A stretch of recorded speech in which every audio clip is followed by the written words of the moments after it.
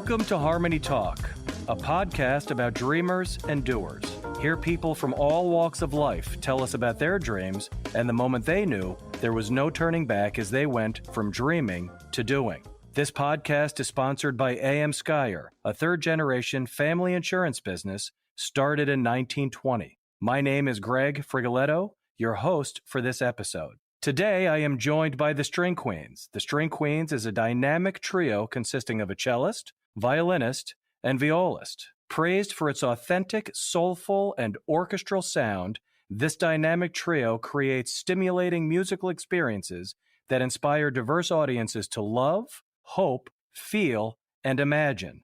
They have brought their listeners on a rousing musical journey at renowned concert halls across America, including venues such as Carnegie Hall and the John F. Kennedy Center for the Performing Arts. Notable appearances have included a special performance dedicated to Vice President Kamala Harris at the We Are One presidential inauguration concert, as well as providing their version of the Harry Styles song Golden for the world-renowned tennis championships at Wimbledon.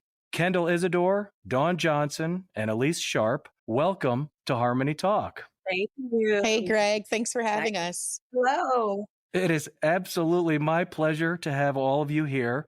And I would want to begin by just mentioning that this is a podcast that looks to inspire by sharing great stories that demonstrate that dreams can become a reality. In other words, dreamers become doers. And I'm sure the String Queens fit beautifully into that theme. So if we begin there, and just for the sake of our listeners, it's important to note that the String Queens are world-class touring musicians, which we'll talk a little bit more about in a minute. But because of your day jobs, yes, you actually have day jobs. You've been recognized as school teachers by day and concert performers by night. Ladies and gentlemen, they're teachers. And if everybody could see, I'm actually giving a standing ovation because as teachers, I'd like to give you a standing ovation. And maybe we could begin right there. If you could tell us about the educator part of your story. Yeah, there's so much there. There's so much to share. I know I can speak for all of us, and I'm sure everyone will add their 2 cents. I came from great teachers. So when the opportunity to become a teacher presented itself, I wasn't even a music teacher initially. I started off as a science teacher, but I always felt called to impart the knowledge that I shared, whether it was private lessons as a high schooler to younger students or just voluntarily like helping my classmates, but I never thought I would have an actual career in it. But it's one of the best decisions I've ever made. Middle school was where I got my start as an educator, middle school science. I finished Howard University with a biology degree. I consider myself a scientist, but in as many ways that I'm a scientist, I'm also a musician. So when the opportunity to become a middle school orchestra director came up, I jumped at the opportunity, having never done it in a classroom setting before. I always liked trying new things and I always loved challenges. And so I used to go sit in Dawn's classroom in the first several months of the school year, having just now done the music part of it and teaching stringed instruments from the beginning. Having never done that, Dawn ran her classroom flawlessly from the way that she spoke to her students and showed them love, but also she's what we would call a no-nonsense nurturer too. So it's like, yep, you just had a mistake, not necessarily in the music, but you spoke out of turn or you weren't very kind in your tone to another teammate. She would very quickly address the situation and move right back into the music. And so that's the kind of inspiration I drew in the beginning of my career, also in addition to what I had seen my other teachers do. Like Kendall, I had great teachers. I loved my kindergarten teacher, Gloria Walton, my first cello teacher, Kenneth Whitley. And there was just a certain kind of love and care. I was a mama's girl. And so I was a very sensitive little girl. And the fact that these teachers could see me and knew how to speak to me, I'll call them gentle souls. I had wonderful, gentle souls teachers. And not that anyone was a pushover. I had stern teachers now, but they knew that I understood that it was love that they were giving me. That inspired me not to only teach, but actually teach in their style. Everyone knows teaching is beyond a book. And we are their moms and their grandmas. I'm the grandma. And we are their aunties and cousins. We're those figures. We're those family members because they're with us so much. To me, it's very important that they do feel safe. They feel well educated. They feel that they're getting something out of this 6 to 8 hour experience with adults. Yeah, and I just want to echo this theme about inspiration. We were all inspired in some capacity at some point in our lives to become the educators, either that we had or that we aspire to be. I actually just recently had this realization. Every single member of my family has been a teacher, formal and informal in some capacity. My grandfather was a school principal. My father was a teacher. My mother is a college professor. All of my aunts are teachers. And so when I look at just the natural progression of my life and the things that I naturally have an inclination for, education is undoubtedly at the top of that list. I couldn't run from it if I tried because it's so deeply. It's in your genes. It is absolutely in my DNA. And I listen to my 10-year-old daughter. You ask her every day what she wants to be when she grows up, and she'll say, I want to be a kindergarten math teacher. And so my husband is also a teacher. And so education is something that is so deeply rooted in our home, in my children's upbringing. And so it's really only natural to make sure that we are taking all of the lessons and skills and everything that we've learned on our journeys and sharing them with the next generation. The knowledge can't start and stop and die with us. We have to make sure that all of the knowledge that we're acquiring, we're sharing with that next generation so they can continue to carry that forward with the future generations that come after them. You're speaking my language, and I don't know if there's another job that on a daily basis provides the opportunity to literally change lives. Think about it. Every day a teacher walks into a classroom, that opportunity is there. And I think for all of us, when we're asked to name our favorite teacher, we could do it in an instant. And the three of you did it naturally, very quickly, because these people had such a profound impact on you. And like the old quote says, and in my opinion, it'll never get too cliche. And Élise, you kind of mentioned this as you were speaking. They may forget what you said, but they will never forget how you made them feel. So in regard to your stories that you've shared a little bit there, do you remember very specifically, was there a person, and maybe it wasn't a teacher, but was there somebody in particular that when you were on this path from dreaming to doing that inspired you in that profound way that you would want to pay tremendous kudos to? I don't mind starting this, Dawn. My teacher who switched me from being a violinist to a violist, his name is Richard Fleischman. He's the principal violist of the Santa Fe Opera Orchestra, but he's also the person who I will very vividly remember what he said to me at one point in my life. And he said, natural talent will only take you so far. Hard work will carry you the rest of the way.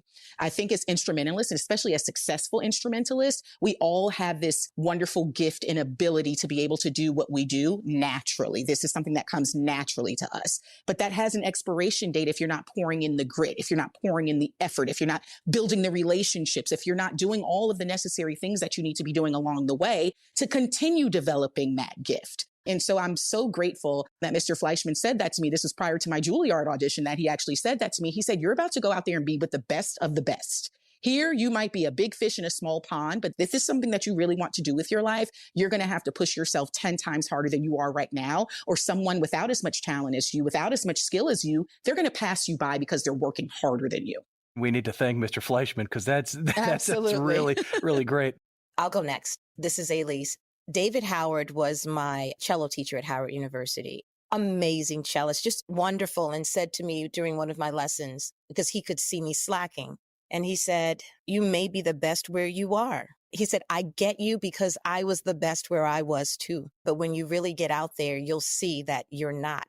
I see that you're getting a little too relaxed here. And let me tell you, there's some harsh competitors out there. We need to just buckle down here, and you need to take this seriously. This is not a joke, and this may be great where you are, but this does not work in the real world of music. So it's time to just start sitting in your practice room and seriously practicing, not practicing so you can get one note right in my lesson. That was a big change for me. I needed that. I'm definitely one that needed tough love. Even if you see me crying, I still needed the tough love. And I understood that what he was saying was all in love.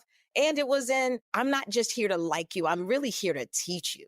I did appreciate that. And that put me on a different track of, let me take this a little bit more seriously. Let me treat this like it's the beginning of my career. That's awesome. And Kendall, how about for you? I'll say first that my parents were my first teachers, right? Our parents are our first teachers. And so many of the things that I use in my musician life and on my job as a high school administrator started there. I would name things like accountability. Dawn mentioned hard work, tough love. I admired my teachers mainly because they were partners with my parents. And so I wasn't going to a school because we moved a lot. I went to about 5 different schools from the start of school. We lived in 5 different states. So it's probably more schools. But the point is, my parents were always shopping for a school every time we would move. And if they didn't get that feeling, that gut feeling, or walk into the classroom and see teachers and administrators who were echoing the mission or the vision that they had for my life, then that wasn't the school for me. If they didn't set a high bar, then that wasn't the school for me. I had to give my best. It wasn't anything about the letters or the numbers. If it wasn't my best, that's unacceptable. And so all of my teachers really echoed that. Now, all of my teachers weren't great. I had some teachers who were just straight up unfair, who I felt like didn't see me, didn't care about my success, but I learned a lot from those teachers as well. I can recall Miss Dempster in Jonesboro, Georgia, might as well call it Atlanta. In Georgia, the students started instrumental music in 6th grade. At the school in Florida that I had gone to before moving there, we started in 4th grade. And so I had 2 years of knowledge and technique on all the other students who had just started. The point of the story is when we had our first chair placement audition and the seatings were passed out, they were blind auditions, right? So I didn't hear my classmates' auditions. However, I had heard them in class and was surrounded by them in the first few days of school.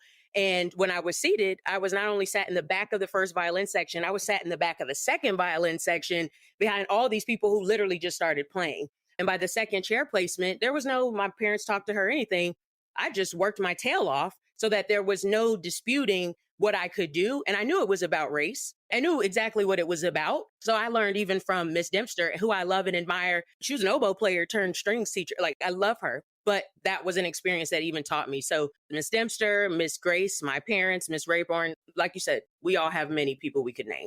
Based on all of your stories, there's a lot there, and grit and hard work and people really pushing you and making you do extraordinary things is what really motivated all of you and kept you going. And how does that translate now? So now you're at the point where you're successful as the string queens, but you're also still in the business of education.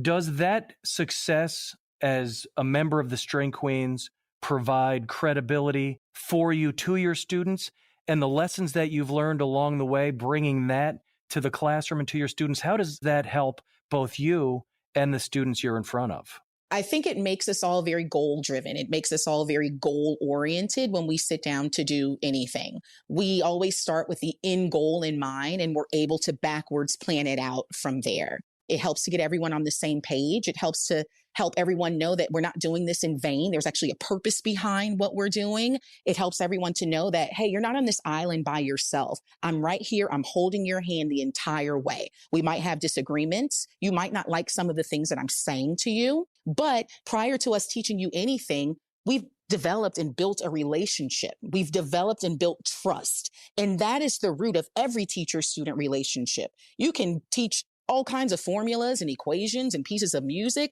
But if a student doesn't trust you, if they don't believe in you, if they don't feel like you have their best interest at heart, then none of it really matters. It's all in vain. And so starting with building that relationship, but building a relationship doesn't mean that things are always going to be great. I always say it's not going to always be unicorns and glitter. I tell that to my kids all the time, right? There are going to be some bumps in the road along the way, but we're also going to know how to be resilient when we approach those things and how to use this resilience in the content that we're studying to overcome those hurdles as well. And so I always say music is a metaphor for life, right? The notes, the instruments, these are all just mediums to help develop the child, the whole child, the emotional responses, the physical responses, the spiritual responses. Like, we're looking to develop the entire child, and it starts with developing a healthy relationship before we dive into anything with content and grit and working hard. You have to know that I love you, that I care about you, and I want what's best for you. And in developing that trust, now we're able to learn and grow together. It really is about relationships and building relationships. And I wonder, as musicians, as world-class musicians, you connect, as you've already described, people did for you when you were students, and you as educators are hopefully connecting on a visceral level with the students you're in front of. When you're in front of an audience, do you feel as though you can tell if you're connecting on that same level with an audience as a performing artist as you would be able to suspect when you're in front of students? What I will start with is a TSQ audience is a very fun audience. We walk on stage with the mindset of we're about to have a good time out here. And so you may see one of us is waving. Like, that's the first thing we do. Hey, y'all. I mean, it really is. Come to our living room and let us play for you. And let's have a good time. I mean, Kendall does a lot of narrating and Don does a lot of narrating, and you'll hear them say, hey, this is not your ordinary concert. and you can clap, you can snap your fingers, and you can sing along. And this is a very interactive concert. So yes, we do get to feel our audience. They're singing along, and sometimes we're singing along, and it's really a party on stage. So we can definitely feel the energy, feel the love. There's just some kind of connection we have with our audience members. And sometimes it is, they have to understand in the beginning that, hey, guess what? You don't have to sit there and be quiet. You can enjoy the concert with laughing, with singing, with snapping your fingers, clapping your hands, and stomping your feet. And of course, when you do hear that, you understand that your audience is right there with you. Sharp, to echo what you just said, our repertoire helps a lot with that. And when I think about the transferable things between what we do on stage and what we do in our classrooms, repertoire is such an important piece of that. We'll open our concerts with a piece called Till Victory Is Won or Eleanor Rigby. But if you don't know who we are and that's the first piece that you hear, you think you're just coming to a traditional string trio chamber music concert. And I feel like when you're hooked with that opening piece or hooked with that repertoire, it kind of breaks down the barrier of like, oh, this is what this is going to be. Okay, this is kind of fun. And then we're improvising all the time. And with improvisation comes a certain level of vulnerability. And I do believe that our audiences, when we're displaying vulnerability with each other, they're also right there with us displaying their own vulnerability. Some people may be overjoyed and standing up and clapping, and they might be the only person in the entire room who's doing that. But they know they're not being judged because we've created a safe space for you to feel, for you to be inspired, for you to hope, for you to love, for you to imagine. And we do that same exact thing in our classrooms. That's really interesting. You had mentioned just in that answer, things like breaking down the barrier and you're providing a safe space. And as you sit here today, I know that you each started learning to play your instruments classically at very young ages. And we know that when you go from dreaming to doing, there are always challenges. Can you talk about the challenges that you faced getting to where you are now, specifically as 3 Black women doing what you do? Yeah, I mean, the end of your question really encompasses a lot as being just 3 Black women, at one point being 3 young Black girls doing what we do. Dawn always reminds audiences, other teachers that we engage with at professional development sessions, that we make up less than 2% of string players in the entire world. Black people, Black women, like they're just a few of us. And so challenge-wise for myself, I also encountered challenges when trying to decide and defend, in some cases, my musical identity. So I started with classical, but pretty early on, I wanted to play other music that was not classical, that my teachers were not encouraging, but my environment was, right? There's a soundtrack that guides us in our lives. And Stevie Wonder was a part of my soundtrack. Earth, Wind & Fire, Steely Dan, Chicago, and classical, Celine Dion, Whitney Houston. Like, these things were constantly ringing in my ear. And then I'm going to school and being set to task by my teacher who's saying, read this music, play this way. But I'm like, well, when Stevie sings it, he sings with feeling and expression. So I'm playing what I have learned. We're blank when we come here. And so everything that's imprinted on us, those are the things that were imprinted on me. And I wanted to just do that on my violin. Even when I started on piano, I just wanted to play the music that I love. And so it wasn't until I started to be invited by church musicians at my church, because I realized early that I could play by ear. And those were the first musicians and teachers of mine that were not in my school who said, well, just come over here, come under my wing. Let me show you how to improvise. You can play that line, you can play that lick. And so that was like, oh, I can see. And then you have a Regina Carter, who, as a 9-year-old who just started playing the violin, she's playing in a style that I had never heard before, that none of my teachers ever mentioned that she existed. My godfather gifted me with her CD that 4th grade Christmas, 9 years old Kendall. My brain is just constantly spinning, and I'm like, oh, I can do this too. And so now I'm trying to become Regina Carter. And so I had a real reckoning as a high schooler going into college, not studying music, with how am I going to keep this music thing going? I'm not jazz enough for the jazz people. I'm not classical enough for the classical people. I'm not R&B enough for the gospel. But my dad kind of encouraged me and was like, you don't have to subscribe to any genre or category. You can actually just be your own person.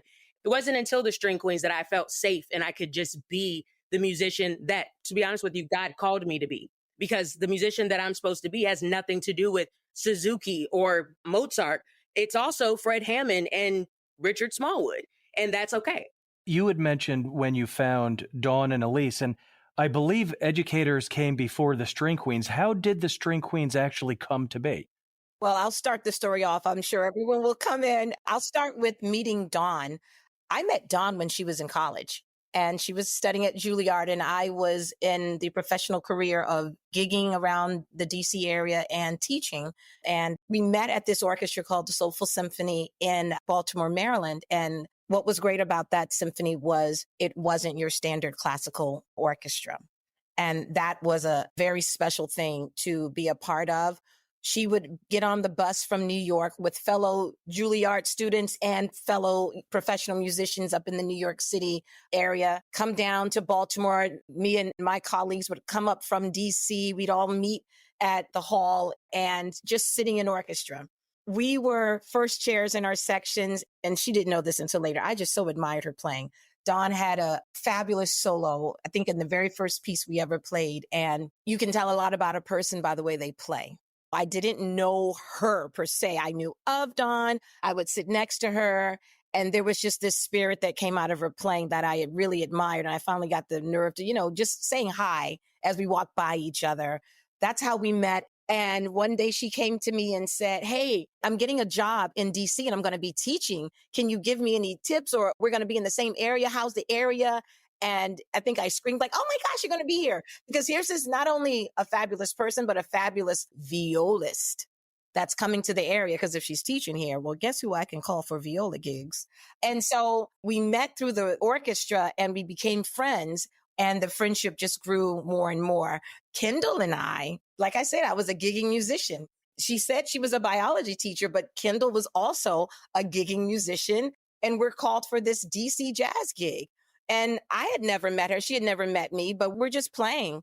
And man, what she did on the violin, it was soulful. It was beyond funky. It was soulful. And if you've ever heard Kendall sing, the way she sings is the way she plays. There's just so much heart in there. And then she's percussive. There's just a groove. And I think the best look is if you ever see Kendall dance and play her instrument, and you'll get to just the spirit of Kendall Isadore.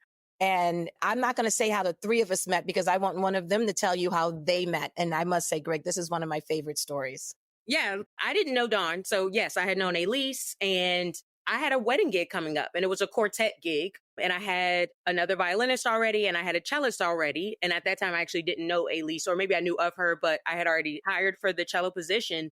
And it's hard to find a good viola player. So I couldn't find a person. I go in the teacher's lounge at my then school, who I worked at the middle school with Dawn's husband, Brian. We just happened to be a couple doors down. He was an English teacher. I was the science teacher, same grade level and all of that. We were on the same planning period because we taught the same kids. So he's like, "Hey, Kenny, what's going on?" I'm like, I'm having a great day, except I can't find a viola player for this gig I have. He knew I was a musician. And he's like, "Well, my wife plays viola." And I'm like, "Sure she does. Sure she does, Brian." He's a jokester. But I'm like, "Yeah, right, Brian." He's like, "Well, no, she actually went to Juilliard." He gave me her number. I gave her a call. We actually carpooled to the gig. And I remember I didn't have air conditioner in my car. She forgave me for that. We went to the gig. I think it was raining. Like, it was crazy. But we had a great time playing. But we also had a great time getting to know each other. We just vibed. And we had fun on the gig. Obviously, she was professional, could play her tail off. But she also was a great person, like Élise said. And it was Dawn who had a gig that actually brought the three of us together as musicians to actually play. And I'm sure she's going to take over from here. Yeah, I had a gig coming up and we didn't have any rehearsals. We didn't really all know each other all like that. And we had never really all three of us played together before. And so I said, "Hey, my daughter's first birthday party is coming up. Why don't we come and play some kids songs at the birthday party just to get a feel of playing with one another, build a rapport." They were such great sports. They came to the party with their instruments. They were ready to go. We were just having so much fun as sisters and as friends that we never even opened up our cases. So the wedding was the following day, I believe, or maybe a couple of days later. And, this is wedding gig music. We've been playing this our entire lives, right? Like Handel Water music, Mozart, the wedding march, like all these things. So, we were able to make our way through the gig. But when we sat down to play, it was just a different feeling. And we said, "Hey, this is music we've been playing our entire lives. Why does it feel different now? Why does it feel special with the three of us?" And it's all of the things that we've previously mentioned in this conversations. All of the no's that you get in classical music, don't slide here, not too much expression here, use your bow this way here. They were all yeses when the three of us came together. And they were yeses intuitively. So I'm listening to Kendall play Mozart and she's sliding. I'm like, "Oh my God, you do that too?" And then I'm listening to Élise just funk it up on the cello. And I'm like, "Wait, that's okay. And we just all created this wonderful sound together that we said, hey, let's explore more and more of this. And so we went down to Elise's classroom one day. Her classroom was in the basement of her school, and we sat down, we had our instruments, and we set ourselves up in trio format. And we just went to the board and said, hey, what is this? What do we want to be? What do we want to do? What do we want to call ourselves? What kind of music do we want to play? And that was the birth of who we are. And we've been here ever since. I would imagine for each of you, that first time you played together, however you got home, whether you were driving home, taking a train home, when you got there, you were probably all thinking the same thing. What just happened? That must have been this wonderful moment for each of you in your lives. And I have to say, so in speaking with you prior to today and actually throughout this conversation, you each offer such a true sense of joy, humility, gratitude, gracefulness. It's safe to say that you're also in the doing phase of going from dreaming to doing. And as I mentioned at the opening, you've graced the stages of historical venues in front of many diverse audiences and dignitaries. Is there a performance that sticks out to you that is the most memorable? One of those moments where you look back and think, that was a game-changing, life-changing moment for me.